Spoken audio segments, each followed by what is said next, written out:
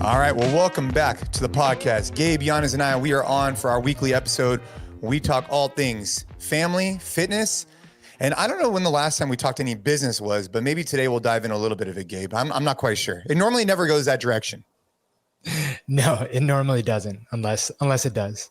Oh. But yeah, man, dude, a good place to start. So I just got off of 5 days, not intentional, it's supposed to be 2 days of solo dad duty. And it was equal parts incredibly fun, equal parts like really hard, and gave me like a new level of appreciation. Not that I don't appreciate her, a new level of appreciation for like, you know, Ariel, and the fact that like, you know, she's with the kids all the time, man. Like while I'm working, she's with both of them. And, you know, we split it so she has her time to get her workout in. And obviously there's naps, and we have childcare twice a week. So twice a week, my parents take Shay, and then she's just with Charlie. But dude, 24/7 with the kids just requires like a completely different level of just on that. I think it's easy for you to underestimate when you're not the one that's responsible for that. So that was a good experience. But on the fun side, the fact that like me and Shay, who's now a year and a half, just had like one-on-one, like 5 full days. Cause it just so happened that it wasn't the days that my mom's off of work and can do childcare. So literally I was with him the whole time. And this was last minute, you know, unfortunately Ariel had to fly from New York for a funeral. So we just thought, hey, the best thing to do, because, you know, the 4 of us going on a last minute trip would have been a lot for a lot of reasons. We're like, all right, the best thing to do is I'll stay with Shay, you go with Charlie, just go for 2 days, come back, all good. But this is when there was that big like cyber problem with that. I forget the name of the thing that delayed a bunch of flights because a lot of airlines and stuff like use that service for their whatever. And so even though that happened on Friday and she was coming back on Sunday, everything was so pushed back and delayed that, dude, she had a nightmare day. She went to the airport and they did that thing. I hate when they do this, where they eventually canceled her flight. And I feel like they know that it's gonna, right? They know that it's gonna be canceled because they delay it like 45 minutes, just enough. An hour. Bro. They did that 5 times. And dude, imagine she's with the baby. She's with, you know, a 2-month-old. And then on top of that, so they delay it 5 times for an hour. So she doesn't even know, like, am I going to go? Am I not going to go? And then she has to wait for her bags in the car seat because she had the car seat. So then she had to wait like an additional 2, I think 3 hours until they like, you know, find the bags, get whatever.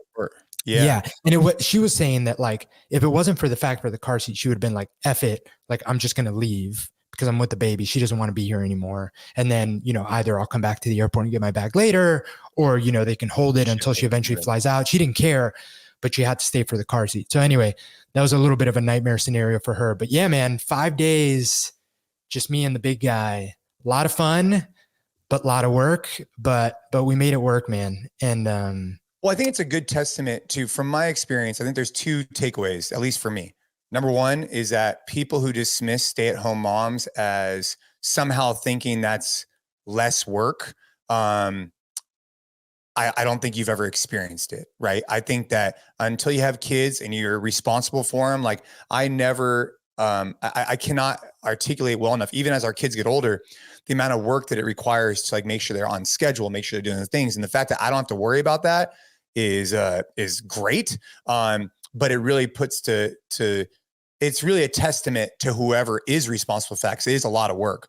The other thing I just add to that is that even if you're like a stay-at-home, like if you're a single parent, dude, that's so hard. Like that must be so hard, because at least even for the person who's maybe at home, let's just say for Ariel, she has those breaks where it's like, hey, you know, I'm going to go work out. Here's, you know, whatever. She'll have those breaks, or you'll have those breaks, vice versa. But dude, I think what's really tough, and something I have no experience in, is like, imagine if you and your significant other got divorced or whatever, and then you're responsible for that person the entire time. Then you're not responsible for like a week. Then you're responsible for a week.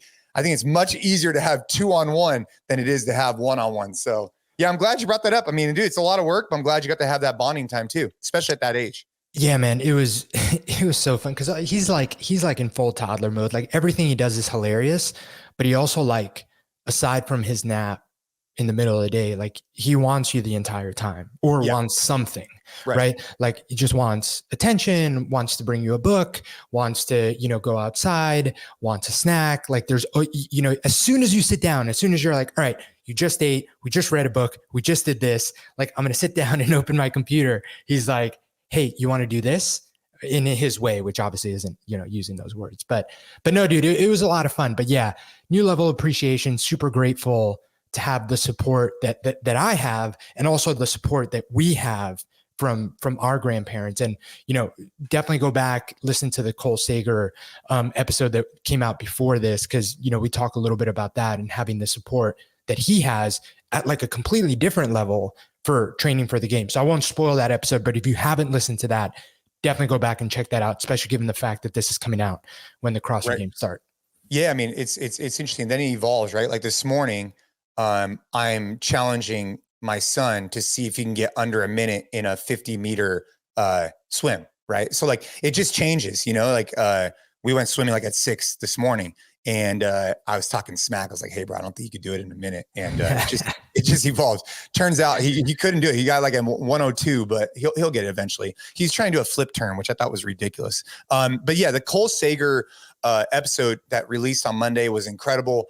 The CrossFit Games are this weekend, which I think is going to be awesome. I will be out there. So if you're listening to this episode, actually Gabe and I will be out there at TANNAHILLS. We'll be hosting men's club workouts. So when this releases, basically tomorrow morning, Friday and Sunday morning at 7 a.m. in Fort Worth, Texas. So make sure to come by and check out the podcast show notes. You'll be able to see a link for that. We'll also be doing some grappling. I believe it'll be no-gi with our friends over at GoRuck. Jocko's actually going to be there putting on a seminar too. So we'll make sure to revisit him and see that. Dude, I'm going to be there. I'm bringing my Origin rash guard, and we'll see what happens. I'm going to be, other guys are going to be the hammer. I'm going to be the nail for however long. Speaking of which, if you were one of the people who was watched the video of Tim Kennedy and I, and you were talking some crap saying that, why didn't he do this with grappling with Tim? Come by to open mat and you and I could roll jiu-jitsu, and let's see how it goes, because just people have no idea how good Tim Kennedy is at jiu-jitsu. And the thing is, you if you haven't done it, you have no idea how much of a fish out of water you will feel if you don't know what other people are doing. Like that to me, and I know that you've probably heard this a lot from people that just start, but again, you go in, you're fit, you're strong, you like have body awareness, you like understand how to like use your body and leverage stuff. Like you go in and you think, okay, I can't be that much of a newbie at this because of this background I have. And then as soon as you're with someone that's just been training for a little bit, and they're athletic, obviously, because they train, but they might not look as strong as you. They're probably not as conditioned as you, but like just the fact that they know, like the biggest lesson to me, and I'll never forget this, is the fact that like people that know what they're doing aren't going like 100% the whole time. Like they will literally put you in a position where they're just resting. And if you're fighting that without knowing what you're actually doing fighting, so you're just like trying to muscle out of it, dude, you're just burning so much gas while they're literally just doing nothing. Like they're just resting. Yeah. And then they can do whatever they want with you, because now you're completely gassed and they're coming off of a rest period. Like imagine you're doing a partner workout with someone and you've been the one that's been working for the past minute at like, 100% on the assault bike, and they've just been standing there. And now you guys are trying to like, manipulate each other. That's what it felt like. For sure. And so by the time this episode comes out, I want to say that the Tim Kennedy and I video will probably have close to 1 million views. Right now it's like, I don't know, 500,000, and it's been a few days. And some of the comments on there about the grappling, and yeah, dude, it was terrible. They're like, how did this guy get me in a, basically an arm? Like, how did he get my arms above my head multiple times? Why couldn't I just muscle him down? It's like, dude, it's not that simple. So when you go watch the video, you don't get it. It's not that easy. We've talked about it on the podcast, but I did want to bring up this. So this week I went to the Sheriff's Academy and I put on a seminar for about 100, I guess like future sheriffs, right? Whether they're going to be working the jails or they're going to be on the streets. It was a big group. And I started off by we did it in their combatives room. So it was pretty cool. It was like a matted room. It was really nice. And then outside they had a beautiful CrossFit gym. And so I'm in this matted room and I'm putting on a lecture. So I'm talking about like a pyramid of fitness. I talk about sick to fit. I talk about, how to optimize all the stuff we did at Customs and Border Protection. And then right after we're done, dude, I mean, like right after, I had them do the burpee test right there. And it's funny because I had allowed my perception to create expectations on who I thought was gonna be able to perform well, right? You're looking around the room, you're like, oh, that guy looks pretty fit. That guy doesn't look that fit. That girl looks pretty fit. That girl does not look fit. So we do the burpee test, and then we go outside and I take them through some tempo training, some other stuff. And I allow them to pick whatever plate they want, like from a weight perspective, to teach them some different moves. And what I found to be really fascinating is that the women in the class, in my opinion, outperformed the men in general, meaning like the women chose the heavier weight. The women chose to push it harder. And I thought that was really, not everybody, right? Not all the women, not all the guys, but in general, there was like, dude, it was a fraction of the people. There was like 10 girls and 90 guys. So it was a very small group of women. But the point I'm trying to make is like, I don't know if it was because they wanted something to prove. I don't know if they like are in that mentality, like, hey, I gotta keep up with everybody else. But they intentionally grabbed heavier weights than many of the guys. Well, I think there's something to be said about the type of women that's even in that room to begin with, right? Right, for sure. Like there's a lot of self-selection there overall, whereas I think for the men, you kind of get like a grab bag of different levels and abilities.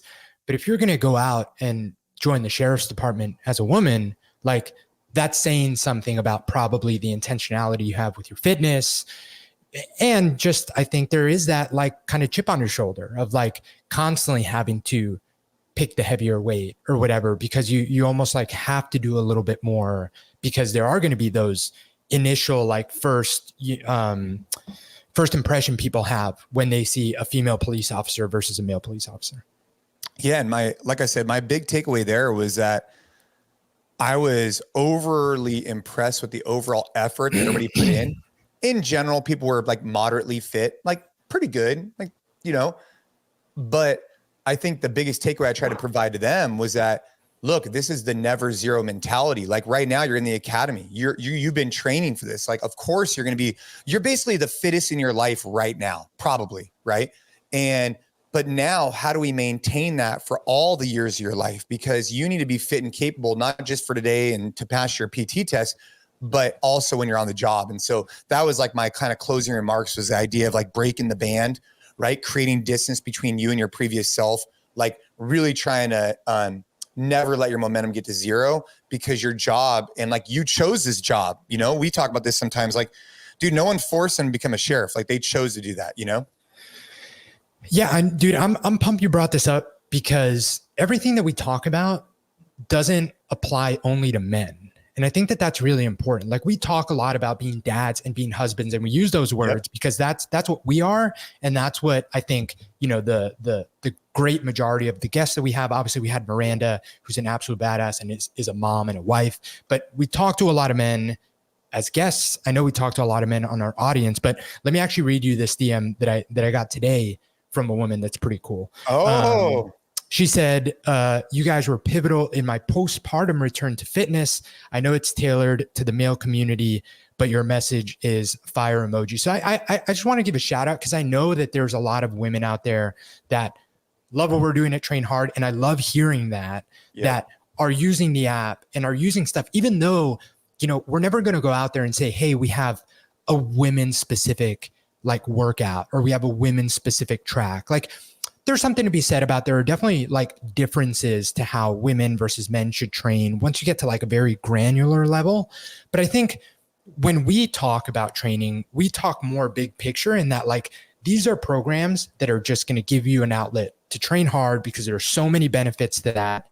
And none of that is specific to men over women. And I think what you brought up and the message that I got just from happenstance today is perfect example of that. Like there are brands out there that are very specifically like talking to women and giving them fitness solutions. But I actually listened to this, and I wasn't planning to talk about this, but I heard this on the podcast just the other day. I'm trying to remember who. It was on Huberman, And I forget the name of the guest he has, but I've seen her stuff. She talks a lot about fitness for women. And she brought up the point, and this is very interesting, that Orange Theory, Barry's Boot Camp, F45, they tailor their messaging very specifically to women. And it's doing a little bit of disservice because it's so cardio and aerobic heavy, whereas women really, really do need more intensity. They need heavier weights. Like they need that stuff for bone density specifically. Like bone density is an issue that's much more an issue for women than men as they age. And unfortunately, a lot of the brands and fitness solutions that are specifically talking to women are doing a disservice by offering something that's like a softer version of fitness, which I understand that, like, you know, some fitness can be a little intimidating and some women may not even start if they feel like what you're offering is just heavy weights and going hard, because that's like a very kind of masculine energy. But I love the fact that we have some badass women training on the Train Hard app, doing our programs, because there's nothing about what we do in Flex or Force or EMOM that's specific to men over women. We just talk to men a lot. And obviously you have the Train Hard Men's Club, but this stuff is super powerful for women overall. Like Ariel, my wife, has been doing Flex with me for probably, you know, a year and a half now. And that's taken her through being pregnant with Charlie. And even now postpartum, that's what she's starting to do now again. So anyway, didn't think we were going to talk about this, but just wanted to give a shout out and say again, like what we have is not specific to men. It's not specific to women. It's specific to like people that want to train hard and like elevate their game as not just husbands, but husbands and wives, and not just dads, but dads and moms. Yeah. And you know, it's interesting. I think from a marketing perspective, I mean, F45 definitely incorporates some more loading and intensity. And I mean, anybody doing anything is already a huge step in the right direction. But I mean, dude, they're just trying to know their audience, right? I mean, it's like, for example, you know, I don't know, what does a yoga studio market to, or a cycling studio, or whoever it is? They're just trying to identify markets and then try and optimize their business. And whoever is attracted to it is attracted to it. Now, I don't know. Does a CrossFit gym market more to men or more to women? I don't know I would say it's 50-50, right? But it's whoever is attracted to that type of training. It's like, let the market speak, right? There's plenty of guys, I'm sure, that do F45 and get kick-ass workouts in Orange Theory. But I think ultimately it's like picking your lane, finding your market, promoting it, and then whoever's attracted to it. But in general, like more women, I think, are attracted to more like cardio type stuff. I think that's more of a stigma that is slowly getting beaten down, though. I do, slowly. Don't you think? I mean, I feel like it is. No, for sure. I think so. I think I've changed my tune a little bit, I think, on this whole, like, as long as people are doing something, it's better than nothing. Like, obviously that's true. Obviously, if you're walking, if you're going to F45, if you're going to Barry's boot camp, like, it's better than you doing absolutely nothing. Like, I think that that's obvious. No one would disagree with that. But I think where I've changed my tune a little bit is that I do think we have a responsibility, especially if you know this to be true, to be more vocal about like things that are more a waste of time than others. And I think we just like, I'd be happy to unapologetically say that, like, you know, if that's the only training that you're doing and you're, you know, a 40-year-old woman, like, you're doing a disservice because you're spending a lot of money and a lot of time doing fitness, which is great. But you should be lifting some weights. Like, you should be doing these things. Like, you care about your health, clearly. You care about wanting to look a certain way, clearly. I think that there's nothing wrong with just stating the fact that, like, you would benefit from adding some weight and adding something that isn't just 60 minutes of sweating to your training, period. And you might, well, yeah, I mean, you could have the flip side of that, right? The flip side is twofold. One is a lot of these programs are now incorporating resistance training of some type, right? In general. But the other thing you would say is, like, you'd have to caveat what you said, even though, like, I would agree, like, hey, there's a more effective way. I think you'd have to caveat it with, well, at the same time, if what I'm sharing with you is not going to remain sustainable for you, then still what you're doing is probably better. You know what I'm saying? Like, if you're only going to do what I want to do for 6 months because it doesn't drive you at all, then what good is it for the long term? You know what I mean? Yeah.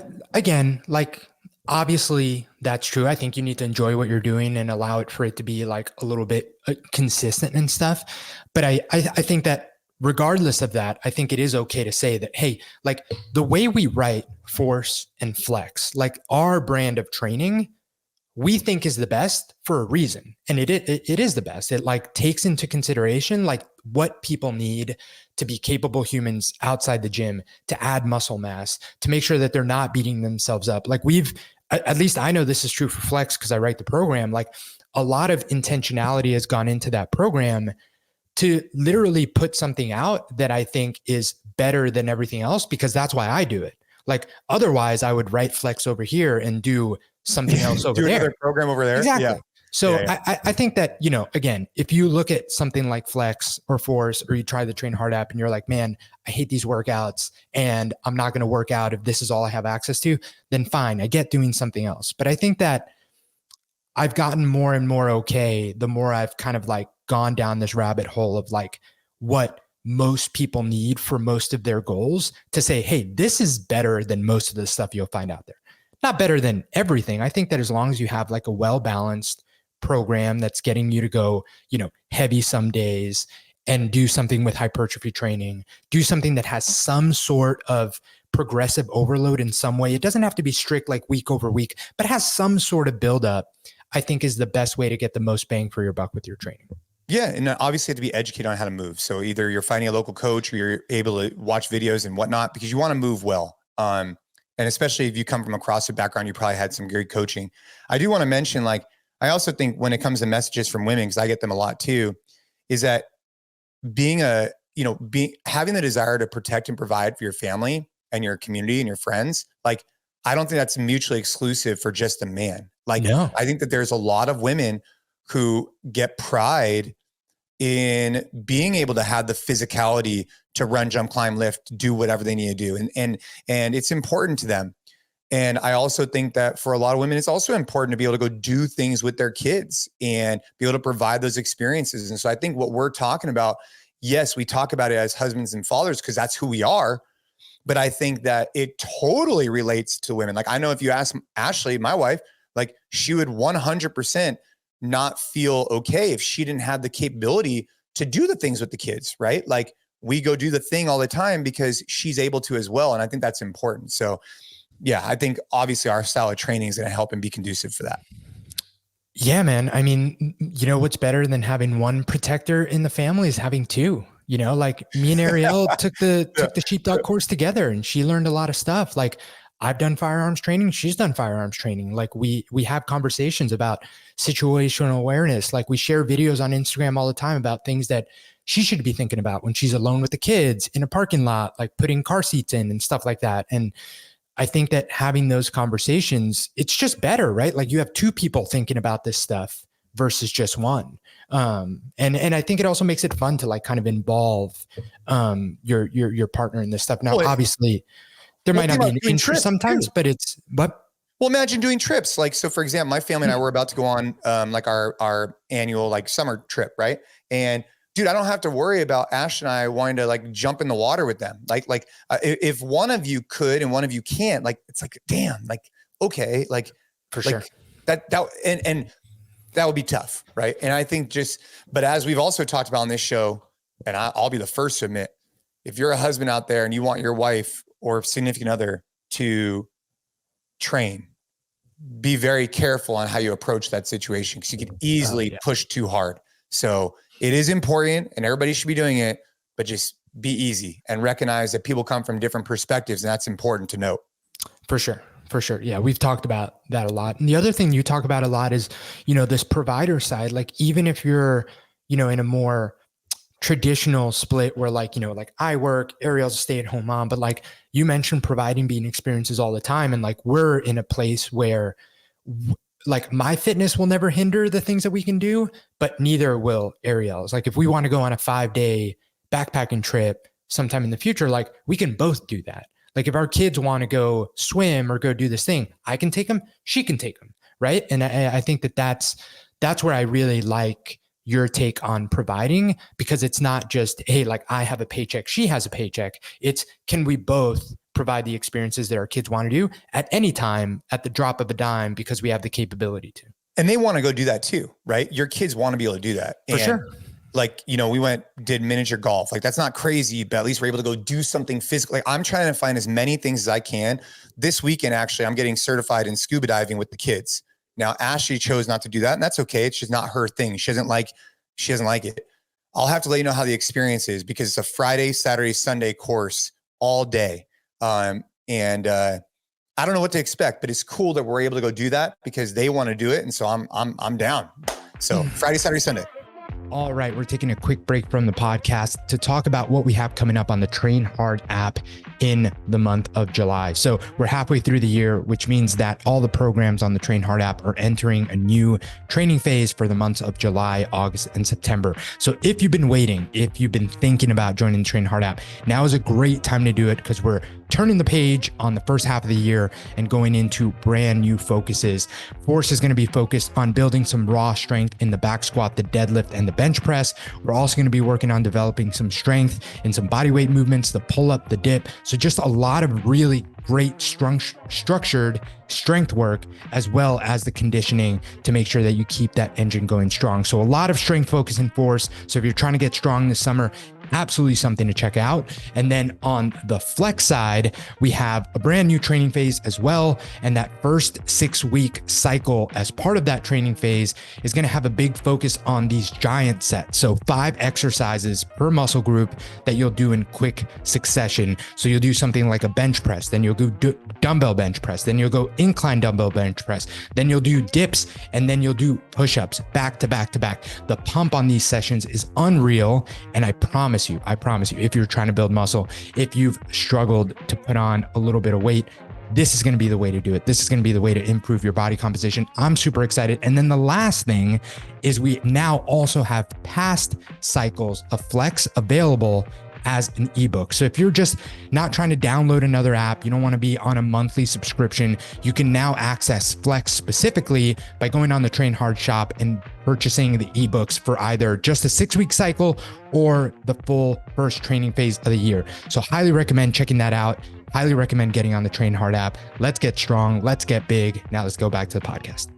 This kind of ties into, one thing that I'm just curious your take, man. And just so by happenstance that I ended up like watching this documentary and listening to this specific podcast. And I think it ties in a little bit to like, you know, what we want to do as parents is protect our kids. And sometimes that might seem like just a lot of the physical examples that we talk about being capable, situational awareness, stuff like that. But dude, we live in a time now where there are a lot of scary shit out there that like is a little bit more abstract, right? Like people online, like just weird stuff. And so what I'm talking, have you watched Athlete A, the documentary? Was that the one about the gymnast doctor? That was that one, right? Yeah, that's the one. And like when all this went down, which I think was like 2 years ago, like everyone heard about it on the news, the Larry Nassar guy who was like an absolute terrible human being and sexually harassed, I think it was like hundreds of like gymnasts. And the part about the documentary that was super frustrating was how complicit like USA Gymnastics was in the whole thing. So essentially, to like briefly summarize the point of the documentary, what it brought to light is, yes, this guy was terrible, evil, did some terrible things, but it was all kind of a result of the environment that made it's such an easy opportunity for him to do so, because USA Gymnastics brought in these 2 really well-known coaches from, I think it was Romania, but it was like that guy with the mustache. Like if you'd see a picture of him, you would instantly recognize him. He was like the guy that like changed USA Gymnastics and made it like a winning program. But the whole thing was they came in and brought in this culture of like do or die hard work. Like these girls were, for lack of a better term, they were like physically abused and mentally abused by the coaches, in that like it was like 3-a-day workouts, like long workouts, like you're never good enough, you have to be skinnier. Like there was one example of this girl who ended up getting like a really bad flu, lost 8 pounds, and the coaches were like, great, how are we going to keep that off now?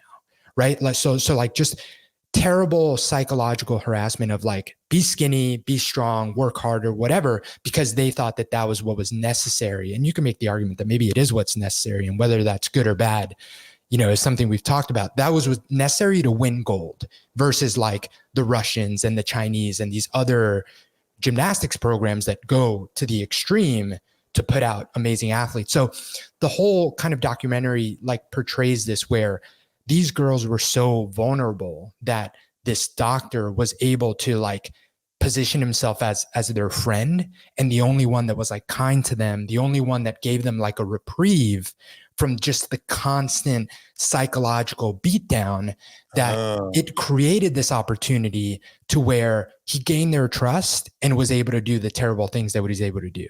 So it kind of like, it's not as simple as evil person, how could nobody know? It was, the whole system was so complicit. And then obviously there's the part of like, they hid it and they got reports, but they didn't report it to the FBI because they didn't want anything to impact the popularity of USA Gymnastics, because like anything else, it's a for-profit entity. Like, it was gaining popularity, it was making a lot of money, and there was a lot to be lost if there was this whole controversy about this doctor who was, like heralded as like the doctor of USA Gymnastics that was doing all these terrible things.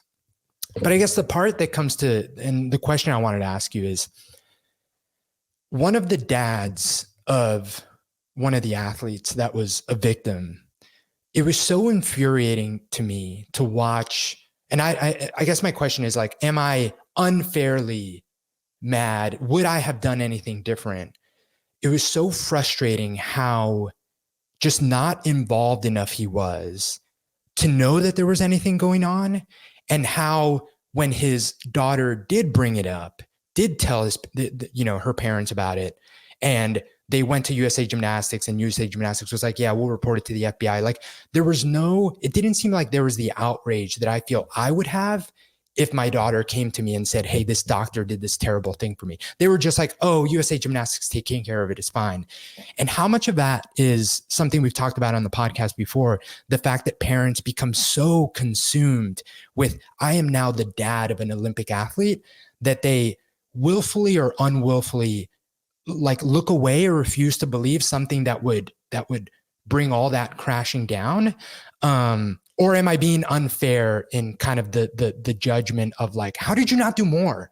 Like, how did you not like, I don't know. It literally raises my blood pressure just talking about it. But I'm well aware that like, I'm just watching a documentary. You don't know the whole story, but I don't know, like, put yourself in that position. Like, if you heard any like if Ava told you any like rumbling of something that terrible happening, like, wouldn't you go to like the end of the world and back to like figure out what is going on? Is this true? Is this not true? And is it being solved? Yeah, but I mean, I think, everything's with context, and the older I get, the more I realize that like, not everything is always so black and white, right? You're watching a documentary, you're seeing this situation. And so it's like, it's easy to pass judgment from this like vantage point. But yes, to your point, if I was in that situation, of course you would do everything you could to figure out what's going on and never have it happen to anybody else again. Right. But I don't know anything about this guy. I didn't even watch the documentary, but the point I'm trying to make is like, there is situations where I think we could, I do think people could probably get wrapped up, and I do think that it's complex because maybe at times they don't have the same trust in their kids. They don't know if maybe maybe they think they're delusional. I don't know where the situation goes. All I know is that yes, if I got that information, it would have to be you'd have to detach. You'd have to detach from all of your feelings about USA Gymnastics, about everything, and just hone in as like dad and then do your due diligence there. You know what I'm saying? Like, you'd have to detach from anything else, like Olympic potential, what the coaches say, what anything else says. And that'd be hard, man, because they're probably somehow grooming the parents to think certain things too throughout this entire process. You know what I mean? But you'd have to be able to detach from that. It's like, I mean, I think about it on a much more low key perspective, but like, Caden's playing travel baseball and he's being influenced by his coaches all the time. And I'm out there, I'm watching these practices, it's all good. But like, over time, months, years, you start developing relationships, then I don't know, does your vantage point change? You're going to have to detach and be like, hey, I'm dad. I'm not like the part of the team type of thing, I guess is a good way of thinking about it. You know what I mean? It's like, separate. Yeah, no, I get it. And I think that that's why I wanted to bring it up too, because I think it's important to check yourself when, like, you clearly don't have all the facts or all, it's always impossible to put yourself in someone's shoes just based off of, especially something you see on like a documentary, right? Yeah. I mean, it's like me and the Tim Kennedy thing, dude. You're getting people saying, oh, this guy shouldn't be a brown belt. It's like, bro, you have no idea. Like it's so easy to be an armchair quarterback. And again, there's many situations that are pretty cut and dry. Like if someone goes and, I mean, there's also like different perspectives and vantage points. I think it's important. I think more people need to be doing more of this, is like giving people the benefit of the doubt, giving people like some grace until they figure out what's actually going on. Now, again, there's situations that you don't necessarily always imply that, but I think I didn't watch it, so I'd have to check it out. Yeah. Yeah. But anyway, like the whole culture of gymnastics, and I've heard it, like, you've heard rumble, like, right? Like, it's just kind of like what it's known for. I guess I didn't realize how bad it was until I watched it. And it's just like, as soon as you have kids, especially like now having a girl, right? Like it's impossible for me to watch any of these things now. Whereas like, I was very aware of it before without, like, in some way, shape or form, you're like, how would I have acted if that was my daughter?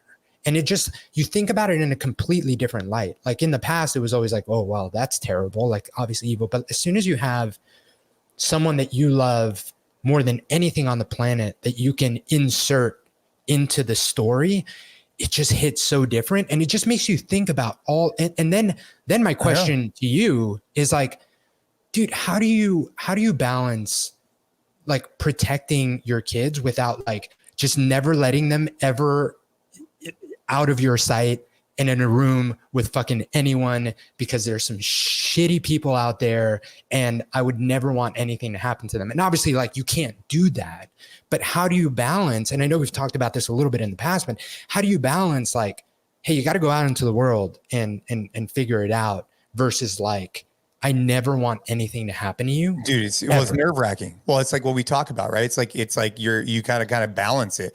But my daughter's 2 months old and it's nerve wracking. Like I have so much time to like worry and figure this out. And like, literally it is so stressful. Here's a really good example. I'll give you a real life example. So let's just take an eating disorder, right? You'll hear of someone having an eating disorder and your first initial reaction is like, how can the parents not have seen that? How could the parents not have been involved? And you could pass judgment, right? You hear of someone passing out at school and you're like, dude, how does that even happen? And like, it's easy from the sidelines to pass judgment, but I could tell you that it's not as easy as it seems. You know what I mean? Like and that's an example, right? Where I am now especially as a father of a 13-year-old, I am really starting to understand just how difficult, some of these things can be. And it's easy to pass judgment when you're not in that situation. But I do think in general, parents are trying their best to raise good kids. And at times it just becomes really, really challenging. And like the eating disorder is a really good example. Like this, I know of a person, child passes out of school. You're like, well, how does that happen? Well, you see them eat in the morning, then they don't have anything throughout the day. They're at school. You're just assuming they're eating these things, right? But you can't physically see it. But that's at that point where, like, to your point, like you can't always be there and you're just assuming things. And those are some of the lessons that I've been learning as of recently. And I'm going to take those with me moving forward. Dude, I think that's such a good example, man. It's such a good example because you're so right? Like you hear about these things and you're like, how could it possibly get to that? And it's so easy to pass judgment on like you missed all the signs. Like there's no way that this went from 0 to 100, but like it does.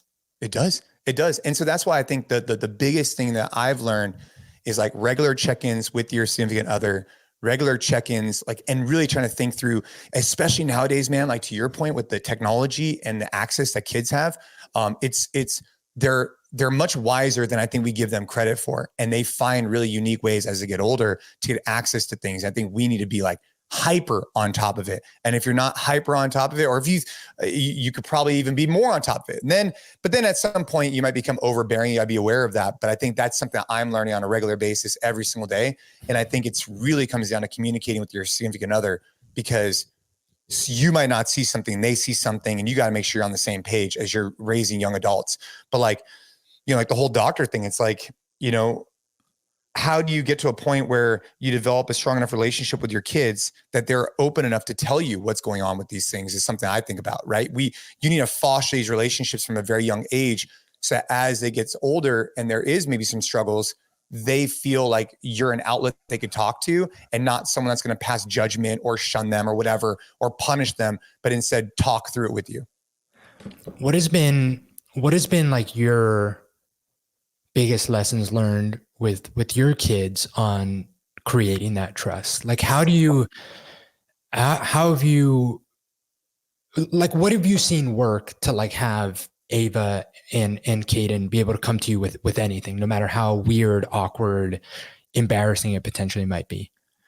I think the first thing is they need to know that they're not going to be like, I don't want to use the word in trouble, but they won't be like, we will not like hold that over their head, right? Like if we want to know, then we have to be prepared not to like super punish if they tell us, because then they'll never want to tell us anything, right? So like, for example, they take a cookie and we had told them not to. Like if we develop a relationship where they then tell that they tell us they took a cookie and we punish them with no cookies for a year, will they ever tell us they took a cookie again?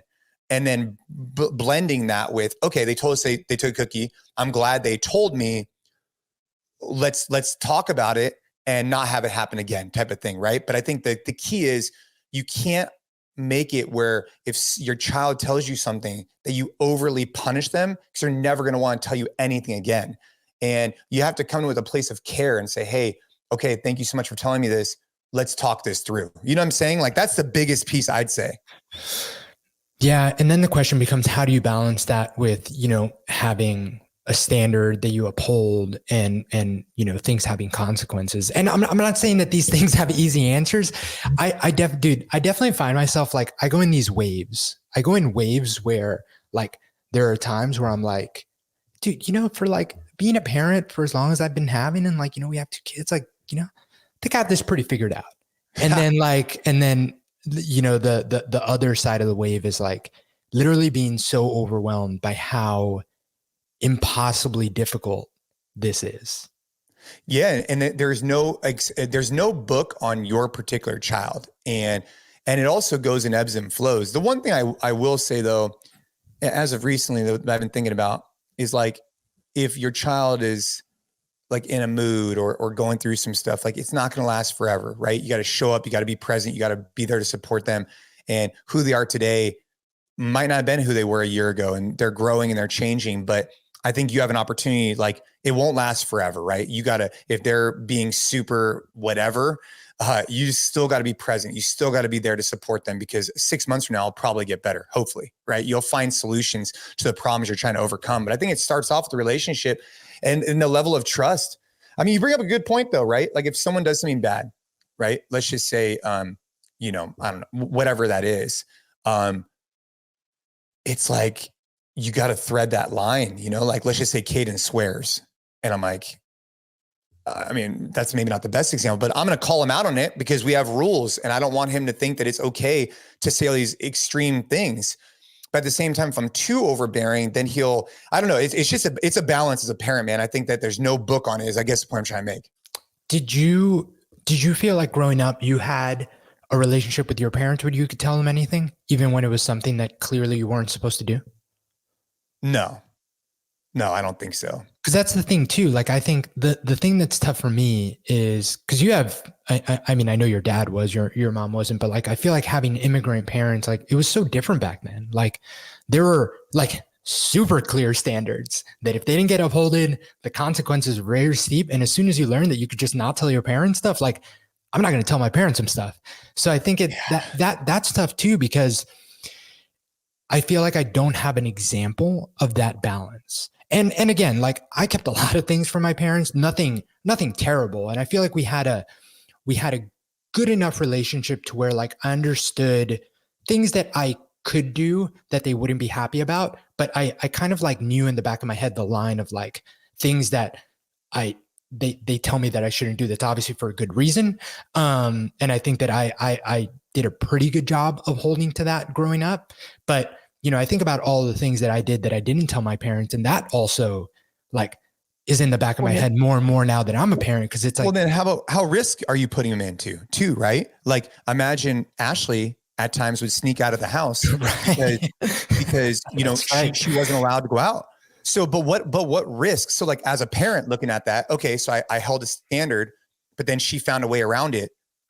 Am I actually, if I had just reduced that standard a little bit, right, and allowed for a little bit of going out, would it actually have been less risky than me just being so strict that it basically encouraged her to do this? You know what I'm saying? Like that's a fine balance too, because if you're too strict, they're going to find a way to resist. If you're not strict enough and not creating guardrails, they're just going to be off the rocker. So it's like, where's the balance is something I'm continuously thinking about and talking to Ashley about. Yeah. Yeah, man. A lot of this came from, it's funny because a lot of this, we started the podcast with talking about me being alone with Shay for 5 days. And I think that I had a lot of time in those 5 days to also just reflect on like, sometimes it doesn't hit me that I'm a dad yet, you know, like it's still so new that sometimes like you look at your kids and you're like, holy shit, those are my kids. And it's wild. It's a wild feeling. And I think that like the amount of time we spent together, like, I don't want to say it's sunk in because obviously it's sunk in. I've been a dad for almost 2 years, but, maybe it sunk into a different level to where I thought about it a lot. And a lot of the thoughts that I was having ended up in me being like, oh my God, what do I do? You know, like there, I mean, you should feed into that, right? And, like, and you know, curious. And I think that like, you'll appreciate this because you know me and how I am at work and kind of the things. And I very much appreciate like, what's the goal? What do I need to do? Like, what are the like steps that need to be like hit the bigger goal? Like you tell me what that is and I will do it. And I think that the part that's really, really hard and has been honestly tough for me being a new dad is the fact that like, that just doesn't exist with being like, there's no like, hey, you know, do this thing every night, do this nighttime routine, read these books, like learn this process, learn this thing. And like, that's it. Like that will guarantee you success. It's not input output. It's like, try your best input and hope for the best output a little bit. Right. And I think that for me specifically, and maybe my personality type has made it specifically hard because there's just like, there's no clear structure or like, obviously there are things that you should do that will set you up better for success. And I think we do those well, but there's just also so many things that are outside of your control and it's scary, man. Well, you can't get overwhelmed by it, right? Because there is no end state. All you could do, as someone asked me this the other day, they're like, hey, do you have any regrets? And I was like, when it comes to like my personal life and stuff, I in business, I have some things that like maybe we've regretted, but I don't regret them because at the time with a clear mind and with conscious thought, I thought we made the best decision we could with the information we had. And I think that as a parent, I think it's really important to reflect, like, are you making the best decision you can with the information you have with a clear mind, thought through with your spouse? And if so, then like, dude, like that's all you could do because you could be, you know what I mean? Like that's the only thing you could do because you don't know what's going to happen 6 months, a year, 5 years, 10 years from now. But if every day, every week, every year, you're kind of just putting in the work to do the best you can with the information you have, that's all you could really do. I mean, I that's something I've had to really deeply reflect on, like even through Ava's leukemia treatment. I've thought about that a lot. It's like, hey, did we do something that maybe impacted her later on in life with being able to bear a child or whatever it was? Like, dude, we made the best decision we could with the information we had and we would do it again. And so for that, we're good. You know, that's all you could do as a parent, right? Like, and I think that like the second guessing also, like it's not practical either, right? Like, no. You going back and second guessing all those decisions. So I think there's two ways to look at that. Like, obviously there's no practicality in like looking back and like, man, if I would have done this, it would have been better because you'll never know. And it'll just impact you in a way that obviously isn't positive. But I do think that there's maybe not with the example you said, but I'm also really big on like, okay, what lessons can I learn from that I can apply when a similar situation comes up in the future? Yeah, of course. But I mean, still you can't regret it because you made the decision based on logic, right? You weren't being emotional. You know what I mean? And you shouldn't regret it because you can take a lesson from it, and that's valuable. You wouldn't have learned the lesson if you didn't mess it up, for lack of a better term. Yeah. Now, where can you regret it is if you become highly emotional, like what Cole was talking about. Like if he has a moment at 3 a.m. and you do a certain thing, like you could regret that necessarily and then fix it. Right. But that's when you're not, that's not what we're talking about here. Right. So I think the key is to detach, to not be emotional, to not make decisions out of that perspective. But if you really clearly think about them, then you're good to go. That's it. Because there is no roadmap, dude. It's not like we're trying to build a, $100 million business, or whatever that's already been done before. You're trying to support a young human reaching their potential, and every single person's different, right? They might be an artist. They might be an athlete. They might be an entrepreneur. They might be a mom, what I mean? Who knows? Yeah. And being able to be open-minded enough to lean into whatever those things are and just being involved enough, I think is obviously so important. Dude. Yeah. Well, I'm fired up that this weekend is the CrossFit Games.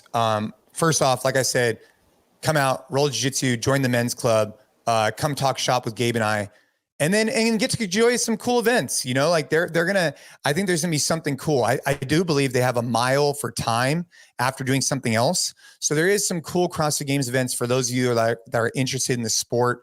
I don't know what Dave Castro has up his sleeve, but I'm interested, and I'll be watching that for sure. And I'll definitely be watching our boy Cole Sager. I'll definitely be watching him. I hope he gets on the podium. How cool would that be if he gets on a podium? Especially after what we recorded, that'd be fucking that would be sick. Right. I'm really excited for how we're watching the CrossFit Games because we're going to be at the Go Ruck watch party the whole time. So, dude, big screen, AC, that's my style. The TANNAHILLS would be fun. Yeah, TANNAHILLS, all that information is in the podcast show notes. If you're out there, make sure to come by, say what's up to us. If you bring a rash guard, you can roll some no-gi with Gabe Giannis, see what's up with that. Gabe is newer to jiu-jitsu, so don't go crazy. We should, but and by newer, I mean I think I have 3 combined rolling hours in my life, but happy to jump in. So very, very, very, very, very, very new, I should say. Last thing I had is just a kind of a quick update on training and how mixing running and flex has been going. I got a lot of questions today when we were recording this because the episode that went out was the one where I talked about signing up for the Houston Marathon and all the running that I'm going to be doing and all that good stuff. So a lot of awesome questions. Also a lot of interest in having a program on the Train Hard app that combines flex and running. So that is coming. When we're not sure just yet, but definitely something that I'm thinking about and excited to put together because flex has always kind of been a reflection of how I'm training. So I'm excited to be able to put the running component in there. But so I'm up to 35 to kind of 40 miles a week, which is more running than I've ever done. Because when I was doing triathlons, really, really, that was my focus. I wasn't doing that much running because I enjoyed the bike more. And that's just what I decided to focus on. And when I ran cross country in college, I essentially just competed. It was more of a thing that I did because I was on the swim team and you kind of show up on weekends and run, and it was fun. So more running than I've ever done. And I think I mentioned this last time, but I think the way that I've approached it now with really this 80-20 split of most of my runs are just super easy runs. Whereas in the past, I felt like every time I went out there, I had to hammer it. I've never felt this good doing this much volume. I've always had IT band issues, ankle issues. Even I started getting a little bit of plantar fasciitis once I hit even more than 20 miles a week. Once I start doing long runs, it's just my body. And for a long time, and I'm sure that people listening can relate to this. For a long time, I was I'm just not meant to do long distance running. My body's just not built for it. It hurts every time I do it. I don't enjoy it. I'm not made for it. I'm not made for it. You might not be made for it, but that's a different question all around. But anyway, it's just such a testament to something that you hear all the time, but I know a lot of people just kind of goes in one ear out the other. And it's just whenever you're ramping anything up, if you do too much too soon because you get excited, you're setting yourself up for injury, failure, frustration, and it's not going to go well. And I think the way that I did this a little unintentionally, because I mentioned this on the podcast, I literally started running because I had all this like anxious energy because we were going to have a second kid. And I was like, I just got to do something in the morning. So I didn't even start. I think if I would have started with this intention of like, hey, I'm going to do the Houston Marathon, I got to start training now, I probably would have done the same thing I always do, which is like, I get super excited about it. I want to find a training plan. I want to go. And I would have been annoyed and injured and frustrated. And the fact that it just kind of organically turned into this thing where like now I'm honestly running a lot. I'm running almost every day. I have one speed workout a week and one long run a week.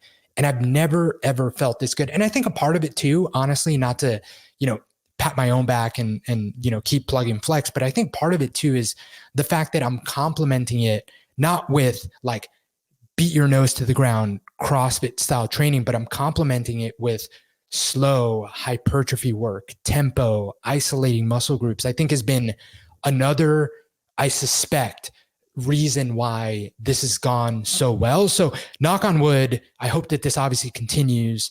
But I'm doing 4 days of flex. So right now, flex is programmed 5 days a week. I pick 4 of those out, and those are 4 like hard training days in the gym. And then I'm running pretty much every day. I take 1 day off from running. And that means that there are a few days where I do 2 days, but I just make sure that those days it's miles on the running so I can really focus on the gym. And then the 2 days per week that I'm running hard, so the speed workout day and the long run day, are the days that I don't do anything in the gym. So trying to be very intentional with how I'm doing both. And I'm excited to bring that to a flex hybrid program on the app. But with that being said, I just want to make sure that I'll say this multiple times as we get closer to actually having something that people can download and go find on the app or buy an ebook. Just make sure that you understand that like, I'm going to write what I think is like a good medium starting point for someone that is already doing some sort of training and some sort of running, but you have to ramp up to it. You can't just be like, well, I'm doing flex and all of a sudden I'm going to add running to that. You kind of have to slowly add running and know that you're going to have to take a little bit of volume away from the other side. So that'll probably be all included in like the copy and the intro of the ebook to give people as much, guidance on how to ramp up to start the program. But anyway, I love geeking out on this stuff. I'm super excited to bring something to life. It'll be soon. We'll announce maybe a hard date in a couple weeks here.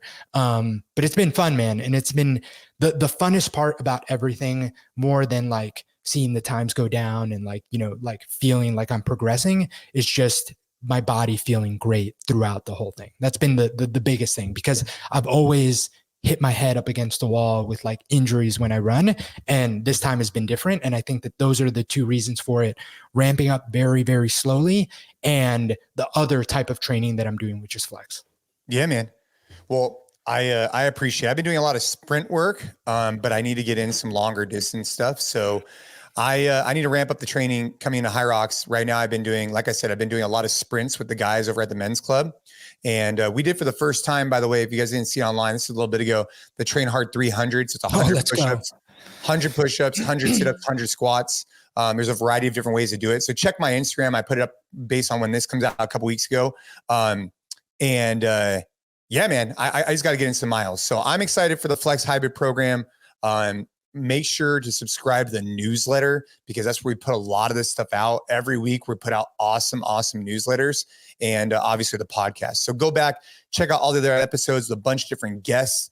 Gabe and I, we try and put out once a week, but we also have a bunch of really good guests. We have some great guests coming up as well that I think you guys are really going to like. So yeah, Gabe, unless you got anything else, man, I think that's it, man. I just hope everybody's training hard, getting after it, being there to support their family, their community, their friends, and have a kick-ass rest of your day.